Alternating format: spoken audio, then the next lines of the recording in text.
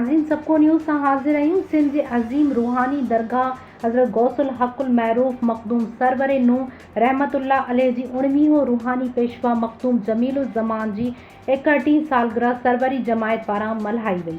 जी नाज़रीन, रिपोर्ट असद अली बुरगड़ी मुताबिक़ उमर में सरवरी जमायत पारां सरवरी जमायत जे रूहानी पेशवा मखदूम जमीलुज़्ज़मान जी 61वीं सालगिरह जो केक प्रेस क्लब उमरकोट ते काटियो वियो, जंहिंमें सरवरी तंज़ीम ज़िले उमरकोट जे अॻवाननि सैयद ज़ुल्फ़कार शाह, डॉक्टर सालिक सूमरो, नबी बख्श पंवहर, असगर चाहियो, अब्दुल सत्तार रोंझो, मीर मोहम्मद मंगरियो, मोहम्मद हुसैन कुंभार, मोहम्मद असलम रोंझो, मौलाना बाबू भाई उदयपुरी समेत सरवरी तंज़ीम अहदेदारनि कारकुननि वॾी तादाद में शिरकत कई।